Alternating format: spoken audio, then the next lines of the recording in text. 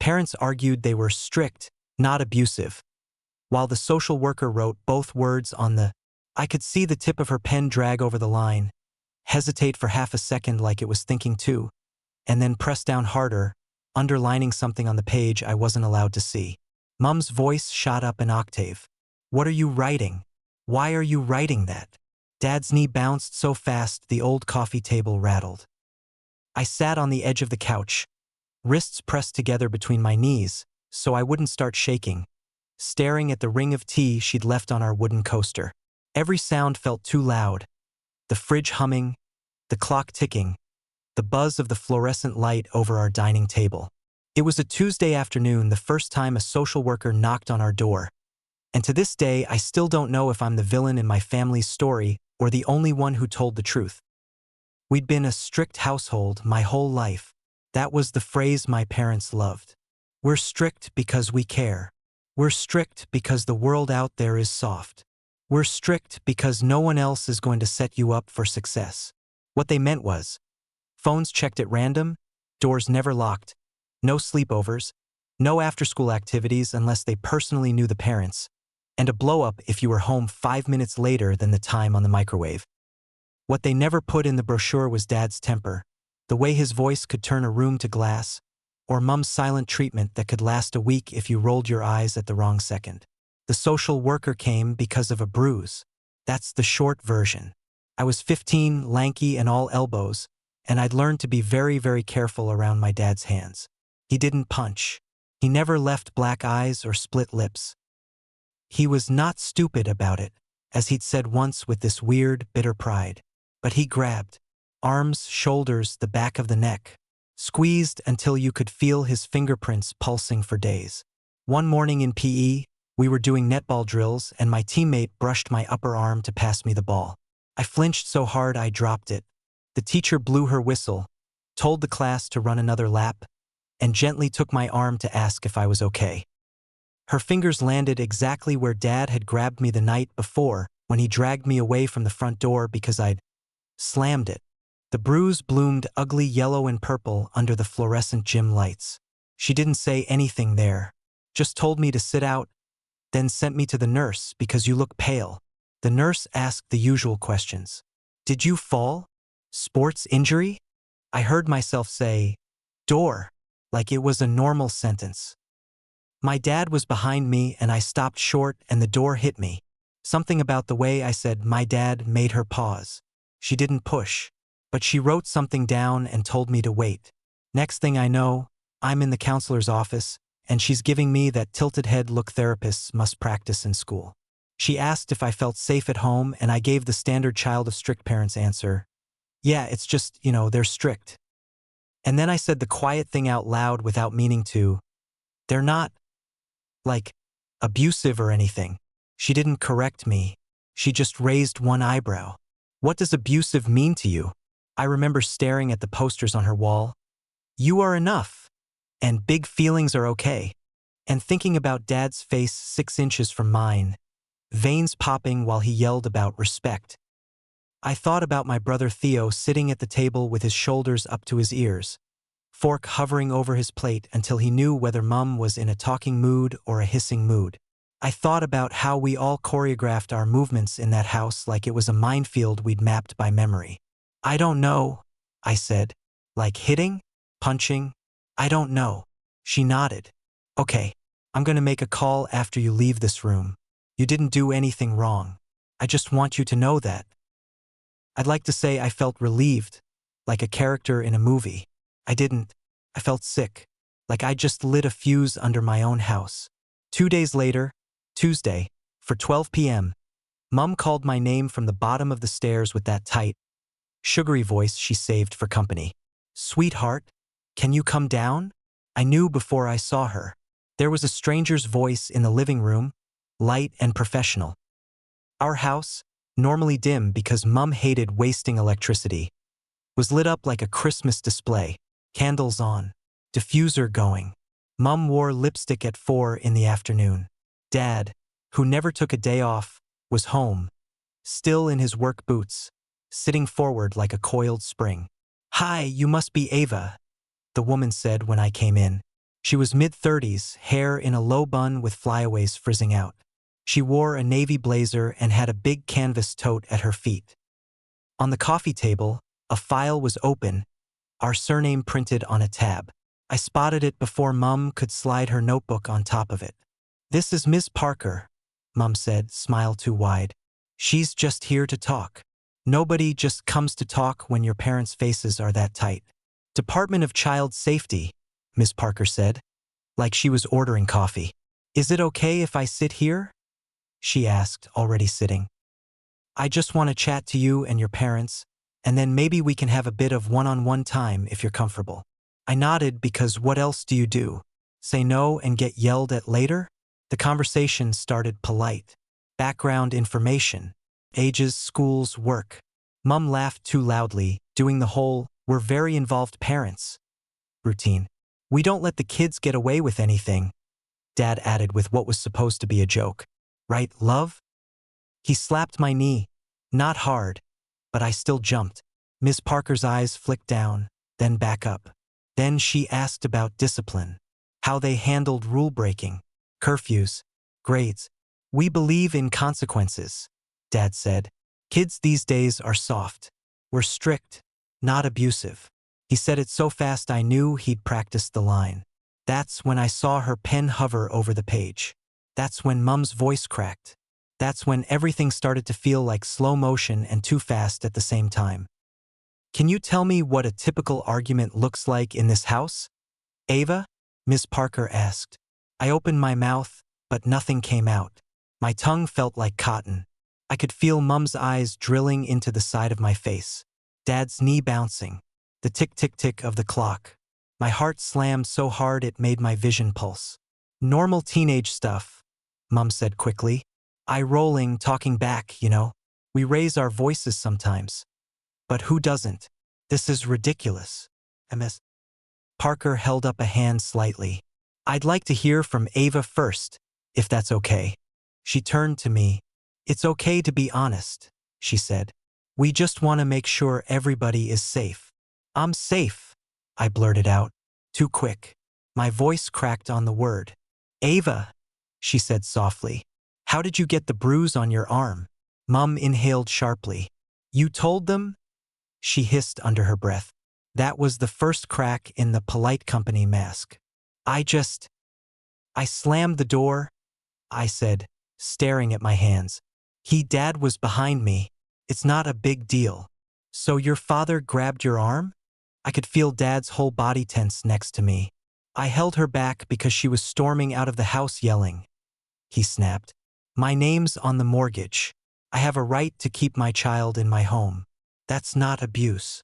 Miss Parker didn't argue. She just wrote. The stupid scraping of her pen on the paper made my skin crawl. That's when I saw it. The word "strict" in her neat little handwriting. Then a tiny slash, and then the start of another word I wasn't supposed to read. I didn't see all of it. Just ebb.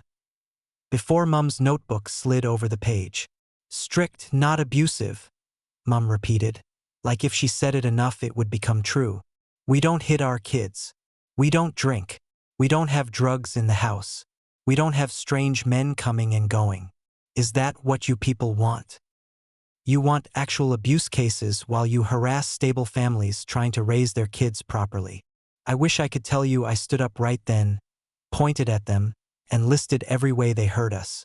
That I had this dramatic movie-style monologue where I said, "Actually, you are abusive," and Miss Parker just nodded and removed me from the home. Instead, I stared at the coaster, at the tiny ring of tea, at my own reflection warped in the glass of the coffee table. When she finally asked me, "Do you feel scared at home?" I said, "Sometimes," in a voice so small I'm not sure they even heard me. Mum definitely did. "See?" she snapped. "Sometimes. Everyone's scared sometimes. The world is scary. That's not abuse." Miss Parker's eyes moved between us like she was watching a tennis match. "How often is sometimes, Ava?" I swallowed. "I don't know." My brain flashed images instead of numbers. Theo frozen in the hallway as Dad yelled at him for spilling orange juice. Mom telling me she'd forgotten to call in my permission slip as punishment. Dad standing in my doorway at midnight because I sighed too loudly when I rolled over in bed. A lot, I whispered finally. I feel scared a lot. Something in the air shifted. Just slightly, but I felt it. Like the living room exhaled after holding its breath for years. Dad stood up so fast his chair scraped. This is ridiculous.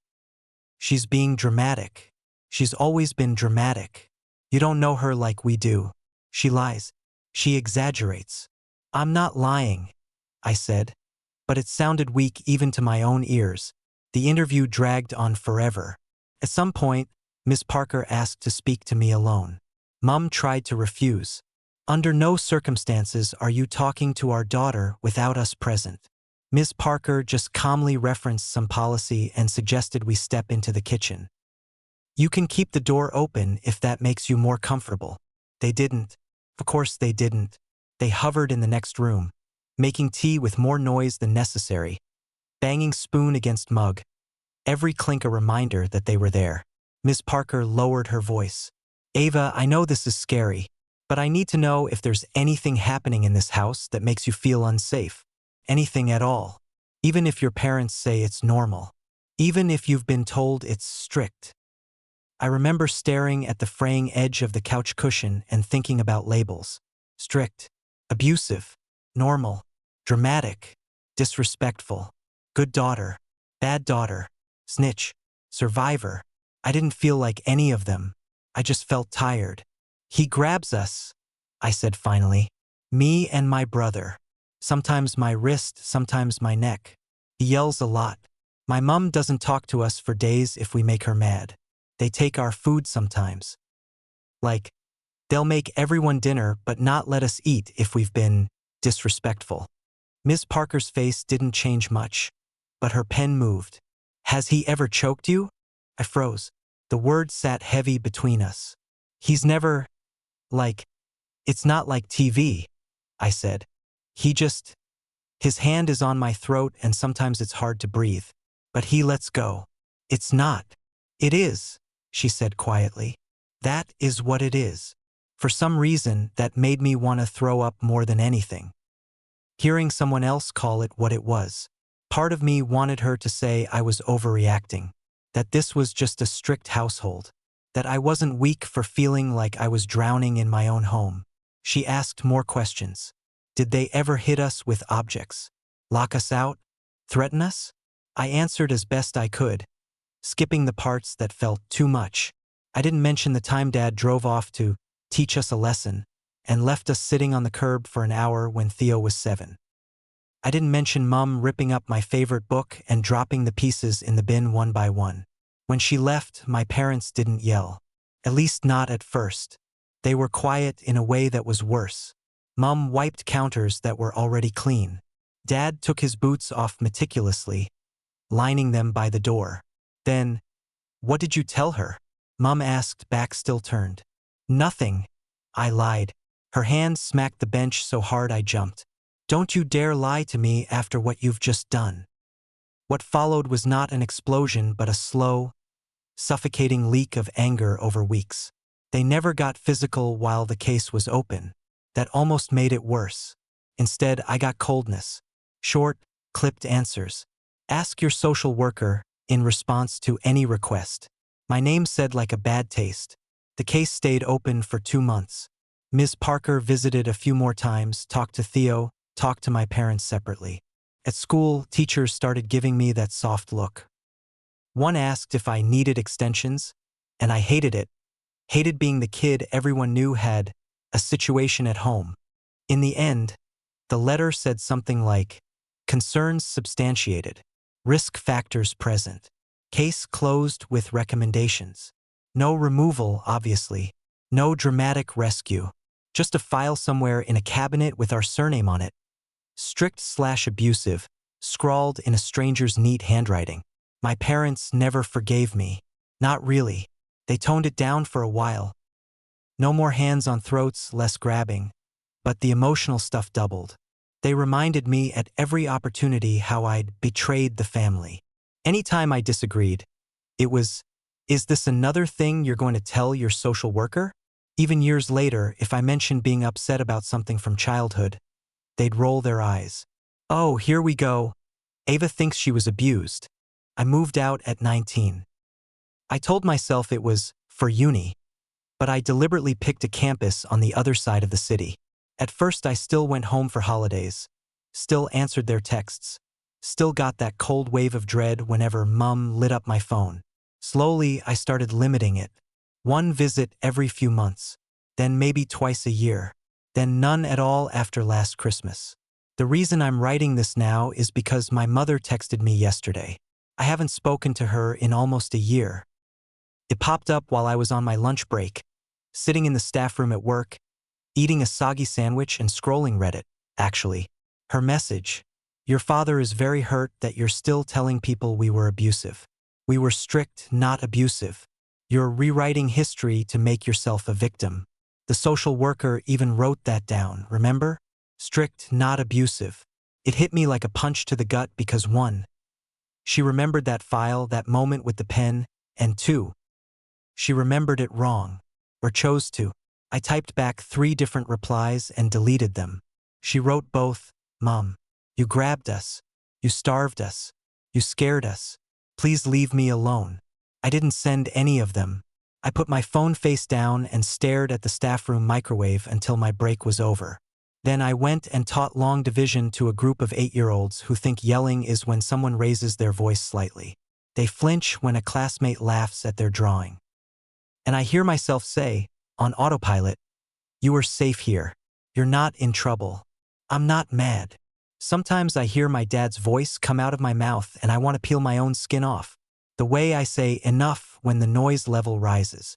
The sharpness in my stop. I see a kid's eyes widen, and I quickly crouch to their level. I'm not angry, I promise.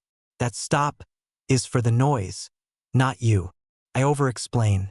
I overcorrect. I am constantly terrified that I'm just repainting the same patterns in softer colors. My boyfriend, I'll call him Ben, says I'm too hard on myself. He grew up in one of those weirdly functional families where parents apologize, apparently. The first time my flatmate's mum called to say sorry for snapping that morning, I genuinely thought it was a prank. Last month, Ben and I were arguing about something stupid, dishes, I think.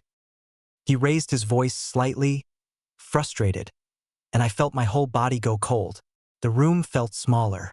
My back straightened automatically, eyes down, ready for impact even though he has never laid a hand on me. It scared us both. He stopped mid-sentence and was like, "Oh my God, I'm so sorry. I didn't mean to yell." "You didn't," I said automatically. "It's fine." It was not fine. I ended up sobbing into his hoodie for 20 minutes, trying to explain that my brain doesn't know the difference between someone is mildly annoyed about dishes and your dad is about to throw you across the room. It all feels the same in my nervous system. He asked, gently, "Do you ever talk to your parents about this?" I laughed. Actually laughed. "They deny it," I said. "They still act like I made it all up to get attention. They say they were strict, not abusive, like it's their brand slogan." He shrugged. "What if they really believe that? Like, what if they genuinely can't recognize what they did? I don't know which is worse. The idea that they know and don't care, or that they're so deep in their own reality they can't see it." I keep looping back to that image of Miss Parker's pen, of the way she hesitated, like she was trying to decide which narrative to pick.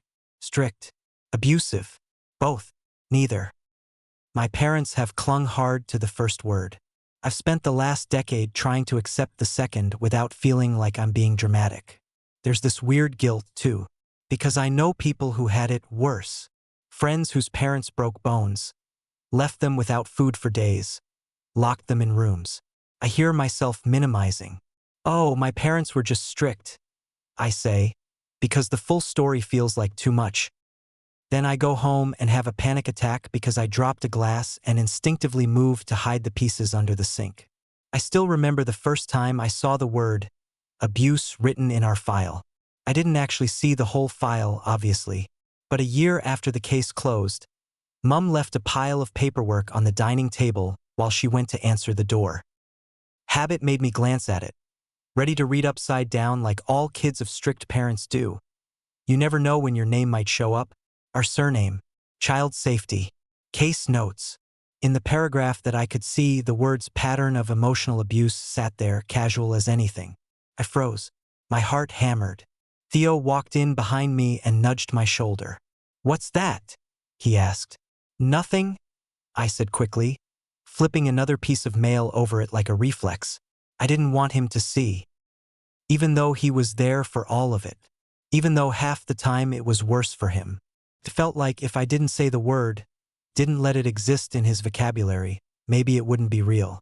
He's 18 now. We talk more honestly, in bits. Last week on FaceTime he joked, "Remember when Mum used to ground us from dinner?" And then his smile kind of faltered. "That's not normal, is it?" I told him the truth. "No, it's not." He nodded like he was filing that away. "Cool," he said. "Cool, cool." And then he changed the subject. So yeah, that's where I'm at. Sitting in my tiny rental, writing this because my mother texted to remind me that in her version of events, a social worker once proved they weren't abusive. Like that one line, strict, not abusive, was a verdict in their favor instead of a summary of the argument happening in that living room. The messed up part is I still second-guess myself. I still worry I'm being ungrateful because they fed me and clothed me and didn't hit as bad as other parents. I still feel this urge to defend them when other people criticize. They didn't know any better.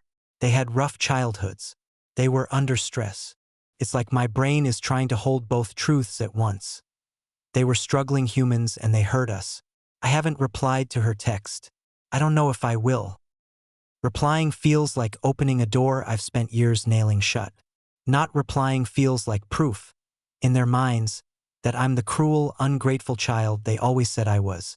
Part of me wants to send a screenshot of the phrase pattern of emotional abuse blown up on my phone screen. To say, other adults saw it too. I didn't make it up. Part of me wants to send a selfie of me in my classroom, surrounded by kids, and write, "I'm trying so hard to make sure they never flinch at a raised voice the way I still do."